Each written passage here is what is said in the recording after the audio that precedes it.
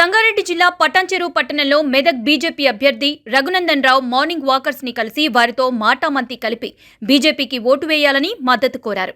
ఈ సందర్భంగా వారు మాట్లాడుతూ కేంద్ర ప్రభుత్వం చేపట్టిన సంక్షేమ పథకాలు ప్రతి ఒక్కరికి అందుతున్నాయని, ఈ రోజు సంతలో 10 రూపాయల లావాదేవీలను కూడా డిజిటల్ లావాదేవీలు యూపీఐ ద్వారా జరుపుతున్నారని, అది కేవలం మోదీ ప్రభుత్వం చేసిన అభివృద్ధికి సంకేతమని తెలిపారు.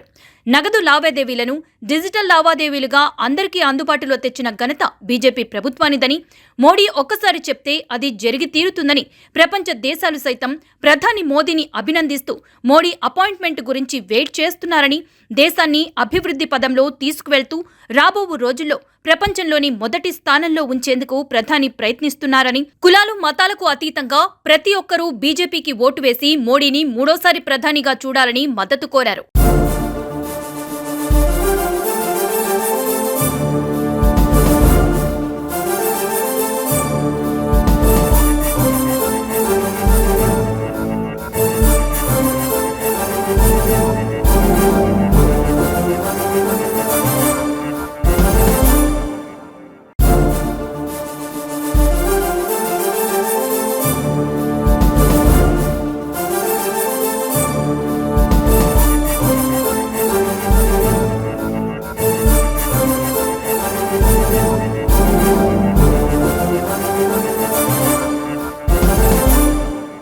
నరేంద్ర మోడీ గారు అందించినటువంటి ప్రతి ప్రతిఫలం అక్కడ కనబడతా ఉంది.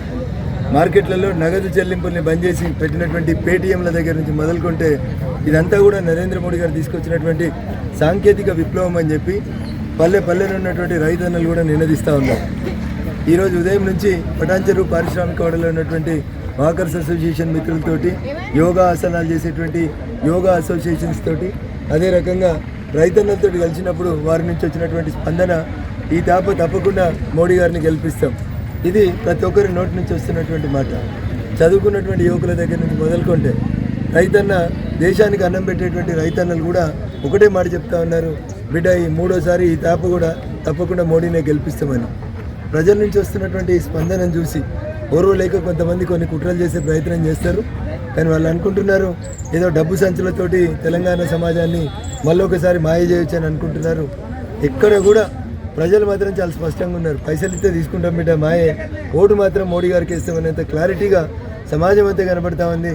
పటాన్చెరు నుంచి చిన్న కోడూరు దాకా, ఎల్కేజీ నుంచి మొదలుకుంటే ఎక్కడి దాకా పోయినా, ఏ పీజీ కాలేజ్ దాకా పోయినా కానీ అక్కడున్న పేరెంట్స్ కానీ అసోసియేషన్స్ కానీ అన్నీ ముక్త కంఠంతో నినదిస్తున్నటువంటి మాట, నరేంద్ర మోడీ గారి నాయకత్వం వర్ధిల్లాలి, ఆయన అయితేనే ఈ దేశం సుభిక్షంగా ఉంటుందని.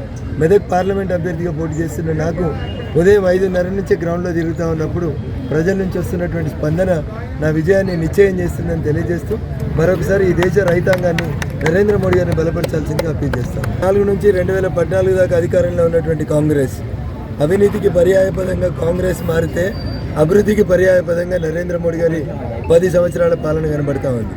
నేను కూడా వారు అడిగినటువంటి మాటకి ప్రజలకు చేయాల్సి అనుకున్నటువంటి విజ్ఞప్తి, 2004 నుంచి 2014 దాకా దేశం ఎట్లుంది, అప్పుడు మన ప్రధాని ఎవరు అంటే ఎక్కడున్నారని వెతుకోవాల్సిన పరిస్థితి ఉంటుంది. కానీ ఈరోజు మన దేశ ప్రధాని ఎక్కడున్నాడు అని అడిగి అందరు దేశ అధ్యక్షుల నుంచి ఫోటో దిగే స్థితికి మన దేశాన్ని గౌరవాన్ని పెంచినటువంటి నాయకుడు నరేంద్ర మోడీ గారు. అందుకని కాంగ్రెస్ మాటల్ని మనం పెద్దగా పట్టించుకోవాల్సినటువంటి అవసరం లేదు. ఎందుకంటే ఇండియా కూటమిలో ఉన్నటువంటి దీదీ చెప్పింది, మొత్తం దేశంలో కాంగ్రెస్కు 40 రావని చెప్పి మీకు 2 సీట్లు ఇస్తా అన్నది. 42 సీట్లు ఉన్న వెస్ట్ బెంగాల్లో 2 సీట్లు ఇస్తా, ఇష్టం ఉంటే ఉండూరి, కష్టం ఉంటే పోనీ అన్నది. దేశం మొత్తంలో 40 గెలవని కాంగ్రెస్కి తెలంగాణ ప్రజలు ఎందుకు ఓటేయాలనేది ఒకసారి ఆలోచించుకోవాలి. దేశంలో ఎక్కడ లేని కాంగ్రెస్ పొరపాటునో గ్రహపాటునో ఈ రాష్ట్రంలో అధికారంలోకి వచ్చింది తప్ప ఏదో ప్రజలు ఏరికోరి తెచ్చుకున్నటువంటి ప్రభుత్వం కాదు. వచ్చిన 4 నెలలకే ఎందుకు తెచ్చుకున్నావా ఈ ప్రభుత్వాన్ని నీ ప్రజలు ఆలోచించేటువంటి పరిస్థితి వచ్చింది. కాబట్టి కాంగ్రెస్ని ప్రజలు మరొకసారి నమ్మేటువంటి పరిస్థితి లేదనేది నా విశ్వాసం.